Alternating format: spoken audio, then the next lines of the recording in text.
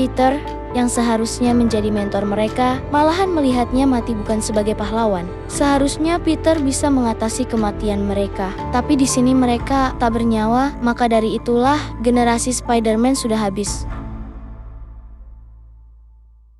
Di awal chapter ini, Spider-Man harus berhadapan dengan Science of Sitorak. Mereka saudara kembar, yaitu Shira dan Calyx. Setelah Calyx melepaskan Crimson Canines di jalanan New York, Peter mencoba melawannya dan meninju wajah Calyx. Namun, Calyx nggak menyerah, tapi dia malah dipukul beberapa kali. Sampai Calyx tergeletak di jalan, Shira turun tangan menyuruh Calyx menyerah.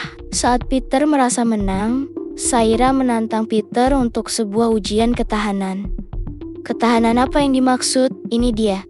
Shira ngeluarin sebuah bola kristal merah yang mampu menunjukkan penglihatan yang benar. Peter menang jika memegang bola itu sampai bola itu tidak menunjukkan penglihatan lagi.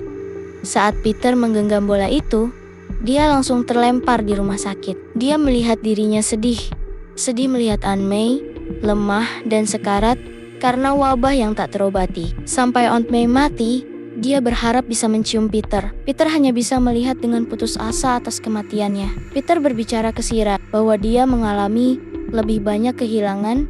Hanya aku yang tahu. Shira menjawabnya akan menunjukkan yang lainnya. Tapi bola itu tidak berhenti di situ. Satu persatu, Peter menyaksikan kematian orang-orang yang dia cintai. Mary Jane yang dihabisi oleh Hobgoblin dan mati di pangkuan Spider-Man. Dan adanya Coulson yang mendatangi Jonah Jameson, Amelia Markan, Elizabeth Brand, bahkan Norman Osborn untuk diambil nyawanya. Penglihatan ini mencapai puncaknya dengan kematian Spider-Miles, Gwen, Spider-Boy semua mati dalam sebuah bencana yang tidak berarti. Peter, yang seharusnya menjadi mentor mereka, malahan melihatnya mati bukan sebagai pahlawan. Seharusnya Peter bisa mengatasi kematian mereka, tapi di sini mereka tak bernyawa, maka dari itulah generasi Spider-Man sudah habis. Mereka masih anak-anak, kata Peter. Cyrus menjawabnya dengan bahwa anak kecil juga akan mati. Lebih parah lagi, Coulson, sebagai wujud kematian, muncul. Dia meminta maaf bahwa sudah saatnya mereka mati. Spider-Man mencoba melawannya, tapi tidak bisa.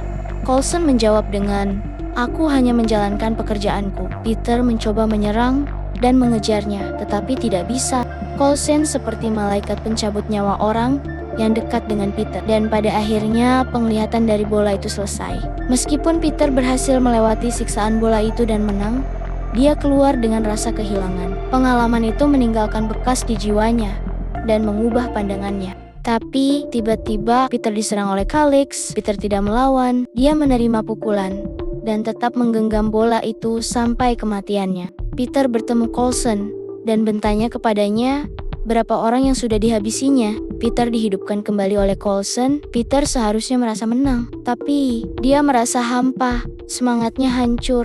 Kembali di apartemennya, Peter mempertanyakan segalanya. Dr. Strange mencoba memberinya semangat, tetapi keyakinan Peter pada misi mereka sudah hilang. Dia bertanya, mengapa kita melakukan semua ini? Dalam pikirannya, setiap tindakan kepahlawanan terasa tidak berarti di hadapan luasnya kosmos.